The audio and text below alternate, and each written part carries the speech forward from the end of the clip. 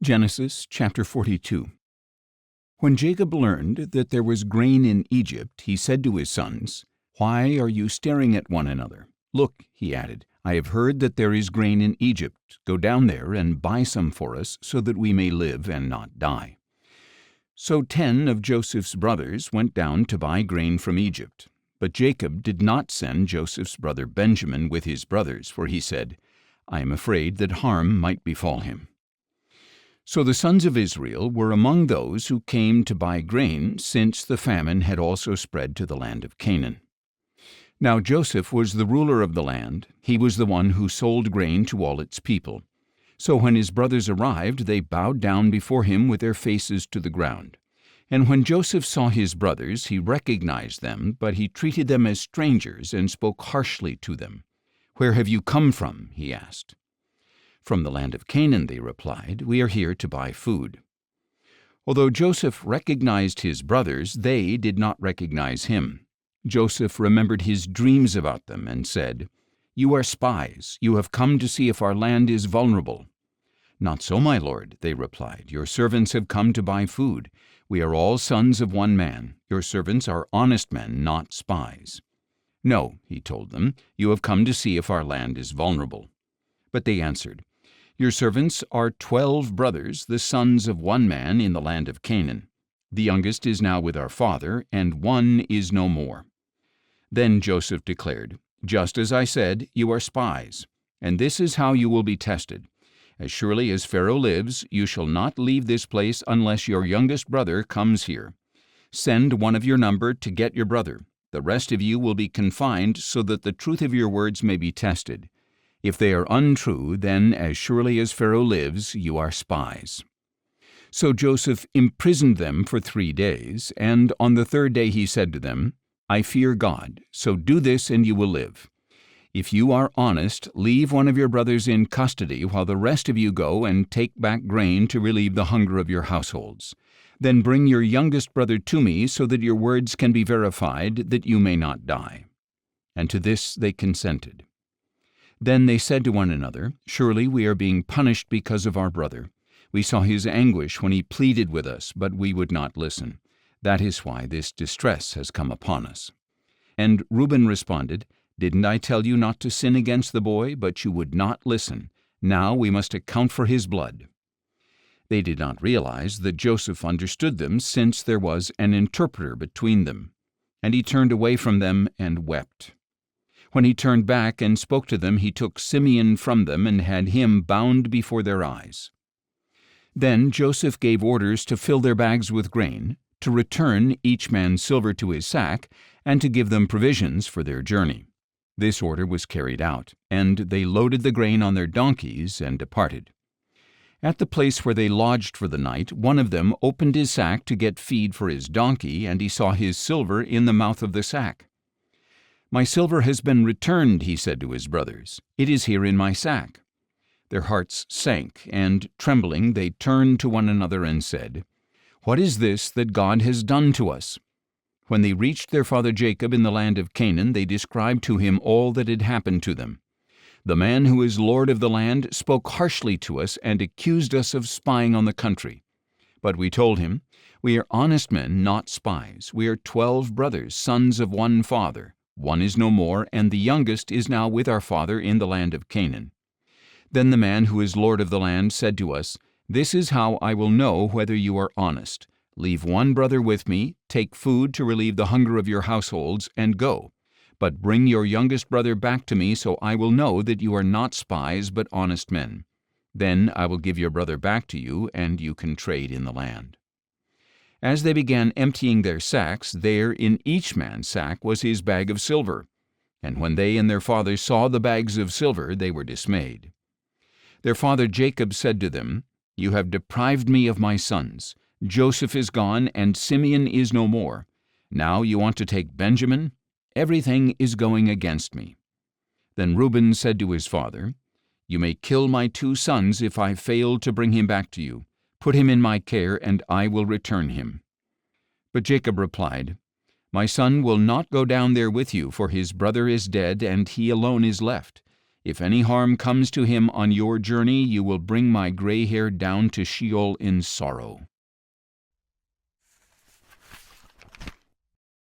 Genesis chapter 43. Now the famine was still severe in the land. So when Jacob's sons had eaten all the grain they had brought from Egypt, their father said to them, "Go back and buy us a little more food." But Judah replied, "The man solemnly warned us, 'You will not see my face again unless your brother is with you. If you will send our brother with us, we will go down and buy food for you. But if you will not send him, we will not go, for the man told us, "You will not see my face again unless your brother is with you."' "Why did you bring this trouble upon me?" Israel asked. "Why did you tell the man you had another brother?" They replied, "The man questioned us in detail about ourselves and our family. 'Is your father still alive? Do you have another brother?' And we answered him accordingly. How could we possibly know that he would say, 'Bring your brother here'?" And Judah said to his father Israel, "Send the boy with me, and we will go at once, so that we may live and not die, neither we, nor you, nor our children. I will guarantee his safety. You may hold me personally responsible. If I do not bring him back and set him before you, then may I bear the guilt before you all my life. If we had not delayed, we could have come and gone twice by now." Then their father Israel said to them, "If it must be so, then do this. Put some of the best products of the land in your packs and carry them down as a gift for the man, a little balm and a little honey, spices and myrrh, pistachios and almonds. Take double the silver with you, so that you may return the silver that was put back into the mouths of your sacks. Perhaps it was a mistake. Take your brother as well, and return to the man at once. May God Almighty grant you mercy before the man, that he may release your other brother along with Benjamin. As for me, if I am bereaved, I am bereaved." So the men took these gifts along with double the amount of silver, and Benjamin as well.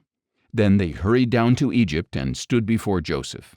When Joseph saw Benjamin with his brothers, he said to the steward of his house, "Take these men to my house, slaughter an animal and prepare it, for they shall dine with me at noon." The man did as Joseph had commanded, and took the brothers to Joseph's house. But the brothers were frightened that they had been taken to Joseph's house. "We have been brought here because of the silver that was returned in our bags the first time," they said. "They intend to overpower us and take us as slaves along with our donkeys." So they approached Joseph's steward and spoke to him at the entrance of the house. "Please, sir," they said, "we really did come down here the first time to buy food.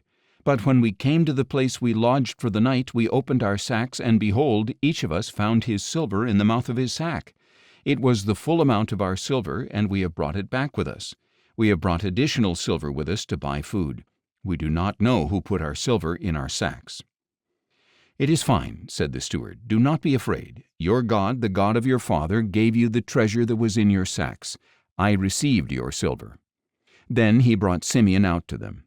And the steward took the men into Joseph's house, gave them water to wash their feet, and provided food for their donkeys.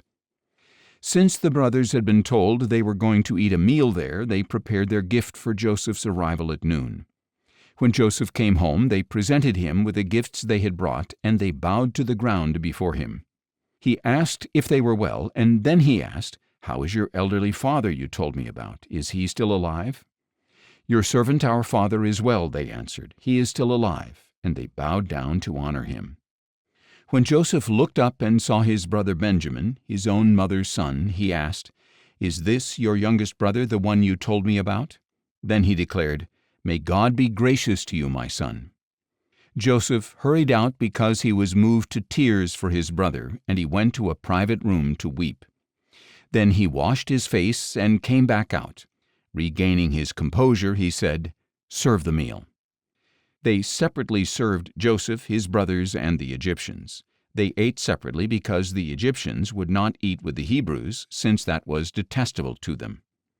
They were seated before Joseph in order by age, from the firstborn to the youngest, and the men looked at one another in astonishment.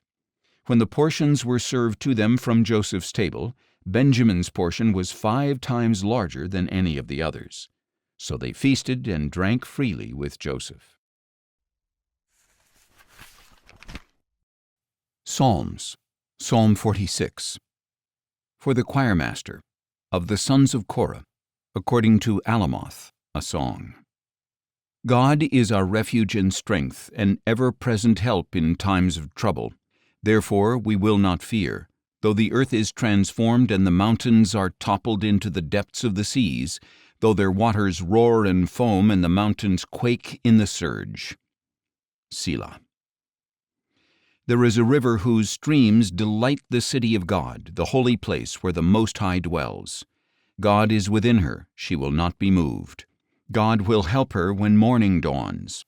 Nations rage, kingdoms crumble, the earth melts when he lifts his voice.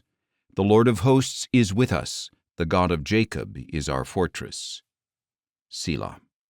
Come, see the works of the Lord, who brings devastation upon the earth. He makes wars to cease throughout the earth. He breaks the bow and shatters the spear. He burns the shields in the fire. Be still, and know that I am God. I will be exalted among the nations. I will be exalted over the earth. The Lord of hosts is with us. The God of Jacob is our fortress. Selah. Psalms. Psalm 47. For the choirmaster, a psalm of the sons of Korah. Clap your hands, all you peoples. Shout unto God with a voice of triumph. How awesome is the Lord Most High, the great King over all the earth. He subdues nations beneath us and peoples under our feet. He chooses our inheritance for us, the pride of Jacob, whom he loves. Selah. God has ascended amid shouts of joy, the Lord with a sound of the horn. Sing praises to God, sing praises. Sing praises to our King, sing praises. For God is King of all the earth. Sing profound praises to him. God reigns over the nations. God is seated on his holy throne. The nobles of the nations have assembled as the people of the God of Abraham, for the shields of the earth belong to God. He is highly exalted. Psalms. Psalm 48. A song, a psalm of the sons of Korah. Great is the Lord, and greatly to be praised in the city of our God, his holy mountain. Beautiful in loftiness, the joy of all the earth, like the peaks of Zaphon is Mount Zion, the city of the great King. God is in her citadels, he has shown himself to be a fortress. For behold, the kings assembled, they all advanced together.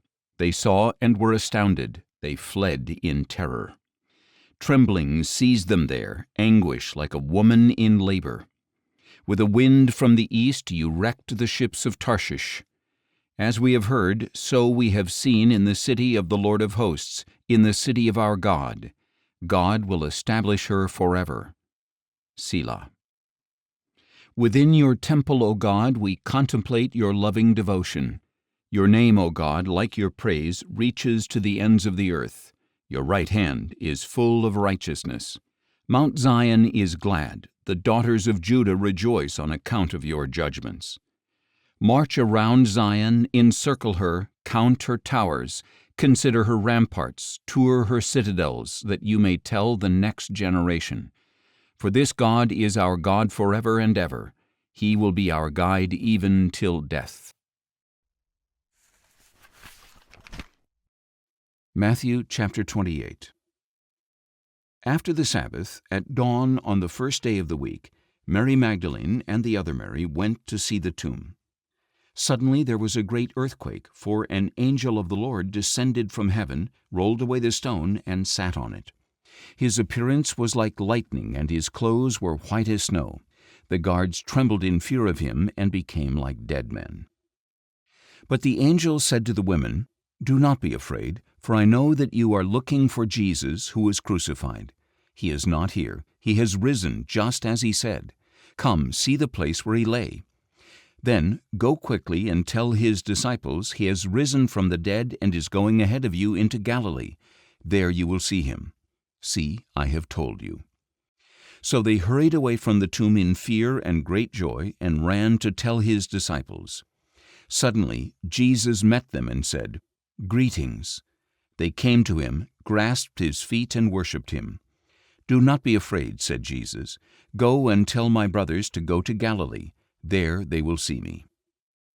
While the women were on their way, some of the guards went into the city and reported to the chief priests all that had happened.